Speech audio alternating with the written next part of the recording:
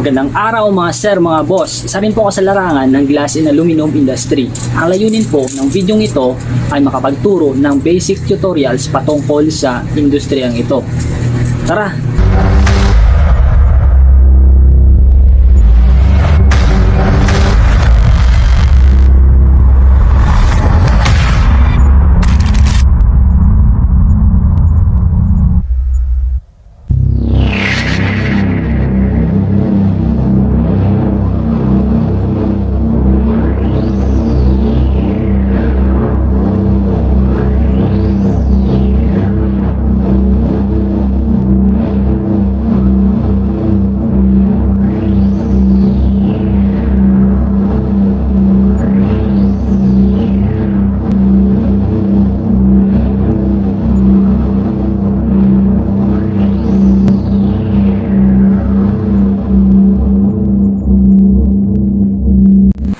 Ituturo ko po sa inyo ngayon kung paano gamitin at basahin ang metro. So mga boss, meron po tayong lapis, metro, ruler, tsaka bond paper. Bali, guguhit po ako ng 1 pulgada, tapos binubuo po yan ng 16 na maliliit na guhit. Ngayon, ipapaliwanag ko po sa inyo isa-isa kung ilan ba yung sukat nun, yung ano ba yung mga ibig sabihin nun.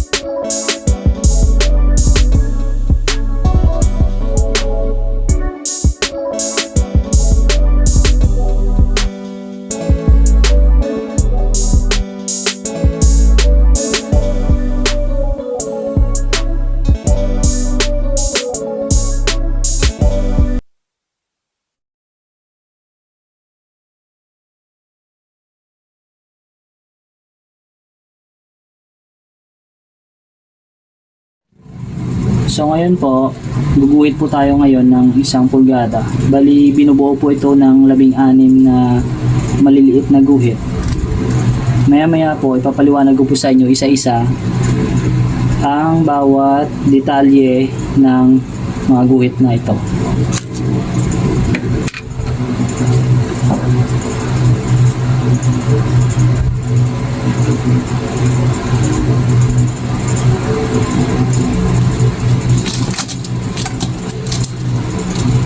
Bali, ito po ay fractions at mamaya po i-convert po natin yan sa decimal naman.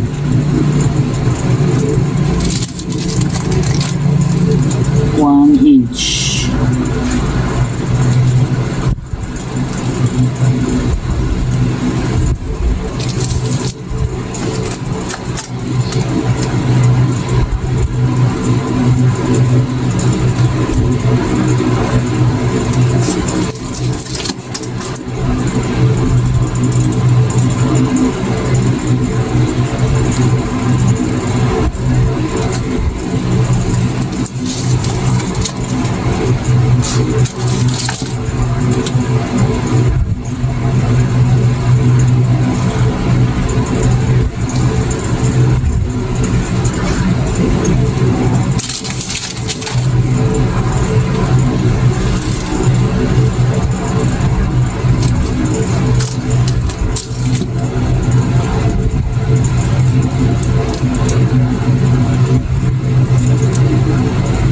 One, two, three, four,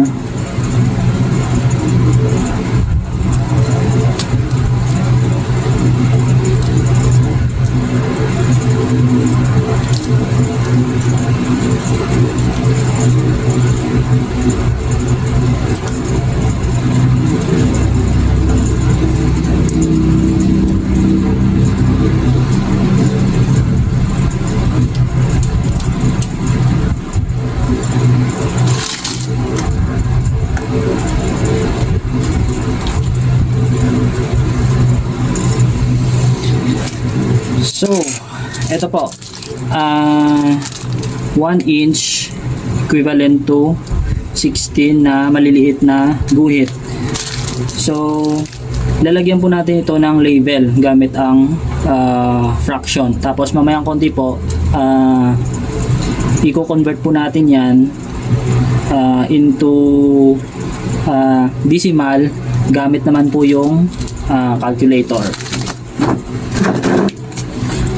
So bali po, dito, ito yung pinaka 0.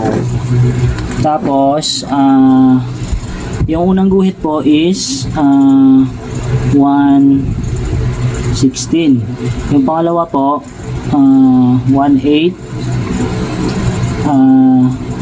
3/16,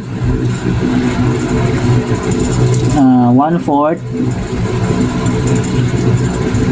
5/16, 3/8, 7/16. Dito po sa gitna is 1/2. Tapos sunod po is 9/16 po, 5/8, 11/16, 3/4. Sunod po is 13/16, 7/8, 15/16. Tapos yung pinakahuli is ito, 1 inch. Yan po.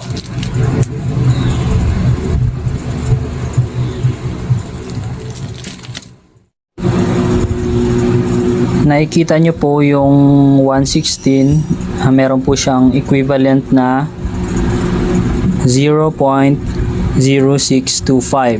Yung 1/8 naman po is 0.125. Yung 3/16 po is 0.1875. 1/4, 0.25. Yung 5/16 po natin is 0.3125. Yung 3/8 po, 0.375. Yung 7/16 po, 0.4375. Yung 1/2 po natin, 0.5. 9/16, 0.5625. Yung 5/8 po natin, 0.625. 11/16, 0.6875. While yung 3/4 naman po is meron po siyang 0.75. Yung 13/16 po, 0.8125. Yung 7/8 naman po natin, meron po siyang 0.875.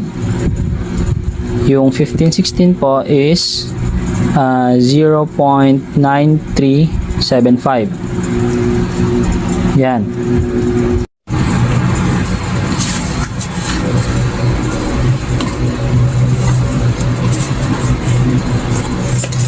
So, base po sa mga fraction na pinaliwanag po natin, meron po tayo ditong tatlong sample ng iba't ibang haba po ng aluminum. So, susukatin po natin kung gaano po siya kahaba. Yung una po is 13/16. Yung pangalawa, meron po siyang 8 and 1/4 po. Tapos, yung panghuli, meron po siyang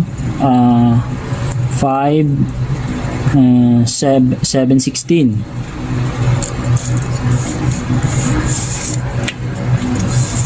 So, ayan mga boss, mga sir. Kanina po, naipaliwanag ko na po sa inyo kung paano po magbasa at gamitin po ang metro. Sana po marami po kayo natutunan sa video ito. Maraming salamat po.